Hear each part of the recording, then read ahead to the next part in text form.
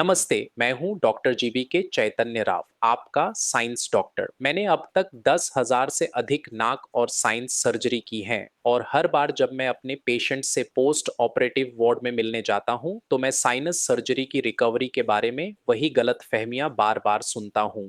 आज इस वीडियो में मैं नाक और साइनस सर्जरी के बाद आवश्यक देखभाल के बारे में आम गलतफहमियों को संबोधित करने जा रहा हूं। पहली गलतफहमी जो अधिकांश पेशेंट्स के पास होती है वह यह है कि उनकी नाक को साइनस सर्जरी के बाद पैक किया जाना चाहिए। जैसा कि मैंने पहले ही बताया, पिछले 10 से अधिक वर्षों के अनुभव में कई सर्जरी करने के बाद इन पेशेंट्स में नाक पैकिंग की आवश्यकता बहुत कम होती है। मैं कह सकता हूं कि हर 1,000 सर्जरी में मैं शायद एक या दो नॉस्ट्रिल्स को पैक करता हूं। मेरे अधिकांश पेशेंट्स और उनके फैमिली मेंबर्स मुझसे बार बार पूछते हैं, क्या हम नाक और साइनस सर्जरी के बाद सख्त भोजन चबा सकते हैं? हाँ, आप कर सकते हैं। आप अपनी नाक और साइनस सर्जरी के अगले दिन से सभी प्रकार का खाना खा सकते हैं। आप सख्त खाद्य पदार्थ चबा सकते हैं और आपका सख्त खाद्य पदार्थ चबाना ऑपरेटिव नाक और साइनस को कोई नुकसान नहीं पहुंचाएगा। लिहाज तो हम सलाह देते हैं कि ठंडा खाना, ऐसा खाना जो आपकी नाक और साइनस सर्जरी से पहले भी आपको एलर्जिक कर सकता है, से बचें और हम पेशेंट से कहते हैं कि बहुत गर्म खाना ना खाएं। अगला गलतफहमी ये है कि पेशेंट को नाक और साइनस सर्जरी के बाद खट्टे फल या दाल नहीं खाना चाहिए। ये फिर से बिल्कुल सच नहीं है। यदि आपको खट्टे फलों से या दालों से एलर्जी नहीं है तो आप उन्हें सामान्य मात्रा में खा सकते हैं, जैसे सर्जरी से पहले खाते थे। और खट्टे फल खाने या दाल न खाने से आपकी नाक और साइनस की ठीक होने की प्रक्रिया पर कोई बुरा असर नहीं पड़ेगा। अगला आम सवाल जो मुझे मिलता है वह यह है कि क्या वे अपनी नाक छू सकते हैं या नाक और साइनस सर्जरी के बाद अपना चेहरा धो सकते हैं? हाँ, आप निश्चित रूप से कर सकते हैं। आपको अपनी नाक के ऊपर अच्छी तरह से धोना चाहिए। अगर आप अपनी नाक के ऊपर नहीं धोते हैं, तो आपकी नाक के ऊपर बहुत सारे पिंपल्स आने लगेंगे। कुछ पेशेंट्स को मैं ऑन ऑपरेशन के 10वें दिन देखता हूँ, उनके चेहरे और नाक पर बहुत सारे इरप्शंस हो जाते हैं।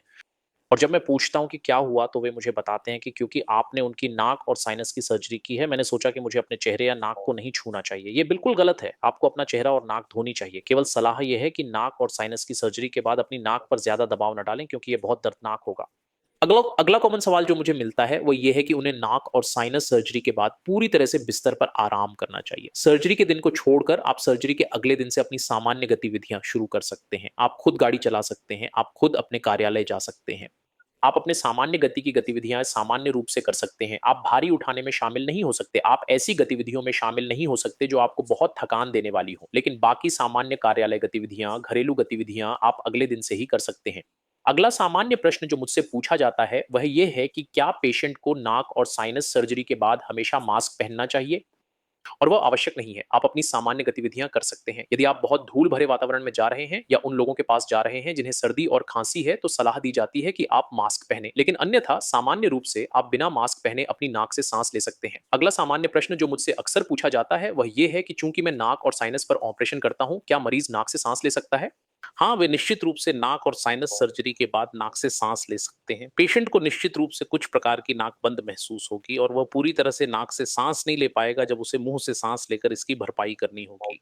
नाक और साइनस की सर्जरी के बाद उसे जबरदस्ती अपनी नाक नहीं फूंकनी चाहिए या नाक को पीछे नहीं खींचना चाहिए, लेकिन वह निश्चित रूप से जो भी आराम से सांस ले सकता है, वह नाक और साइनस के माध्यम से ले सकता है और यह उसके ठीक होने में किसी भी तरह से बाधा नहीं डालेगा। अगला आम सवाल जो मुझे मिलता है वह ये है कि क्या वे अपना सिर इधर-उधर घुमा सकते हैं? क्या वे दाईं या बाएं करवट लेकर सो सकते हैं, क्योंकि उन स्थितियों में नाक तकिया को छू सकती है और क्या इससे नाक को कोई चोट लग सकती है?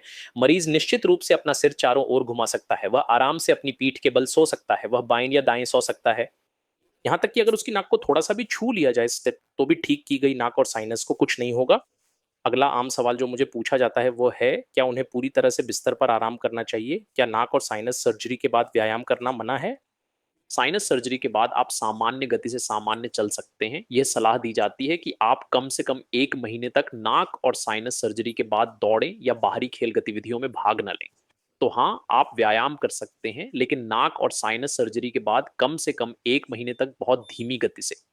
अगला आम सवाल जो मुझसे बार-बार पूछा जाता है वह ये है कि क्या पेशेंट को अपनी नियमित मधुमेह, उच्च रक्तचाप की दवाएँ बंद कर देनी चाहिए, क्योंकि मैं नाक और साइनस सर्जरी से उबरने के लिए अपनी तरफ से कुछ दवाएँ लिखने जा रहा हूँ।